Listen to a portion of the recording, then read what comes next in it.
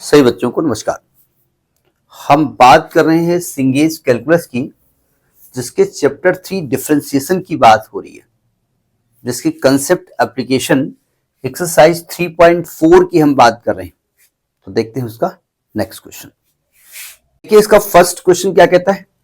ये कह रहा है if x is equal to 2t upon 1 plus t square and y is equal to 1 minus t square upon 1 plus t square, then find dy by dx at t is equal to 2। क्या लफड़ा है भाई।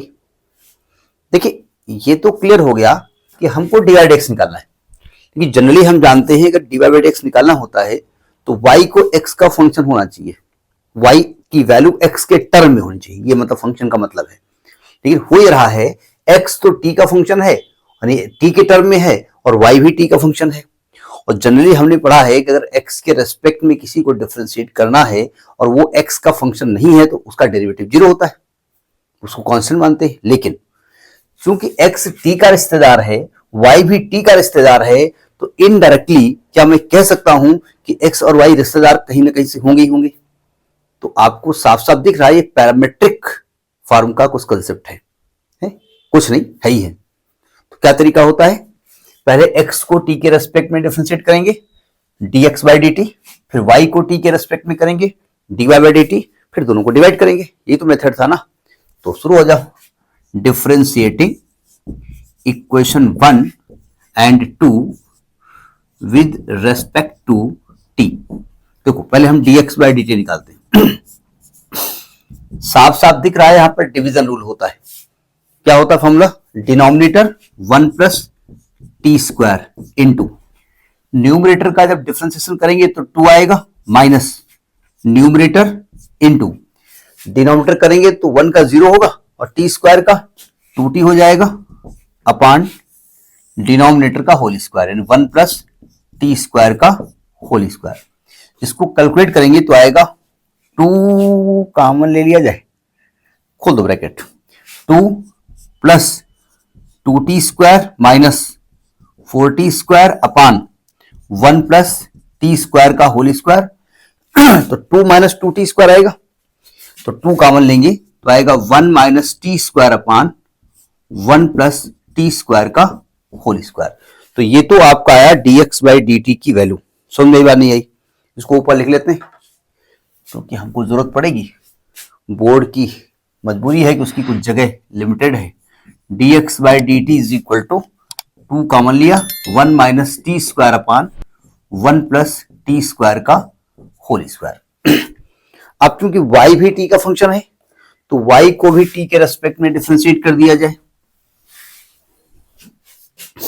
तो dy by जब dt निकालेंगे, language में पहले लिख चुके हैं कि किसके रेस्पेक्ट करें, इसलिए दोबारा लिख नहीं रहे।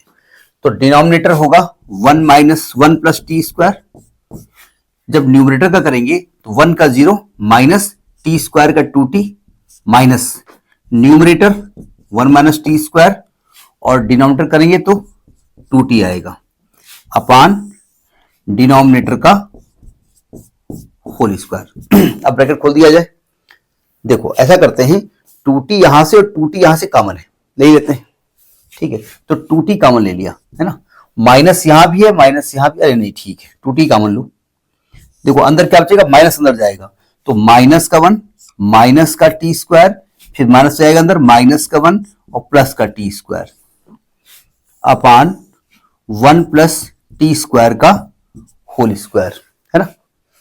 देखो टी स्क्वायर कट गया, ये माइनस का 2 आएगा और ये माइनस का 2t है तो माइनस का 4t हो जाएगा। तो dy बाई dt की वैल्यू क्या आ गई, माइनस का 4t अपान 1 प्लस टी स्क्वायर का होल स्क्वायर। अब क्या तरीका होता है, देखिए तरीका आपको तभी मालूम होगा जब आप इसके पहले का जो टॉपिक है उसको देख चुके होंगे। नाउ आपको निकालना क्या है, आपको निकालना है dy बाई dx। तो दोनों को डिवाइड कर दो, dy by dt upon dx by dt। Divide करते वक्त मैथमेटिकल कैलकुलेशन में मिस्टेक नहीं होनी चाहिए। बोले इतनी छोटी कैलकुलेशन कहां से हो जाएगी, मिस्टेक हो जाती है, इसलिए मैं कह रहा हूं। तो dy dt क्या है, माइनस का 4t अपान 1 प्लस टी स्क्वायर का होल स्क्वायर, और dx बाई dt यहां पर आएगा 2 1 माइनस टी स्क्वायर और अपान 1 प्लस टी स्क्वायर का होल स्क्वायर। ये भाई साहब कट गए, ये बहन जी कैंसिल हो गई। तो dy बाई dx की वैल्यू क्या आ गई, ऊपर आएगा माइनस का 2t, नीचे आएगा 1 माइनस टी स्क्वायर। देखिए अगर हमसे ये कह रहे होते कि फाइंड dy बाई dx, तो दिस इज माय आंसर। हाँ थोड़ा चेंज हो सकता है, नीचे माइनस कॉमन ले लोगे तो 2t अपान टी स्क्वायर माइनस हो जाएगा। अगर हमसे कहते फाइंड dy बाई dx तो दिस इज आंसर। लेकिन हमसे इन्होंने कहा कि dy बाई dx निकालो, लेकिन कब निकालो, जब t इज इक्वल टू 2 होगा, तो t को 2 रख दो।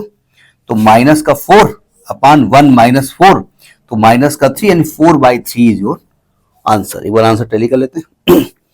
समझ आई बात, टफ नहीं है, प्रैक्टिस मांगती है कैलकुलस, ठीक है। वैसे तो हर सब्जेक्ट मांगता है, लेकिन ये कैलकुलस कहती है कि आपको टेक्निकल पॉइंट्स जो है उसके हैं वो मेमोरी में रखने पड़ेंगे, ठीक है। तो this is the first question, next in the next video. नमस्कार।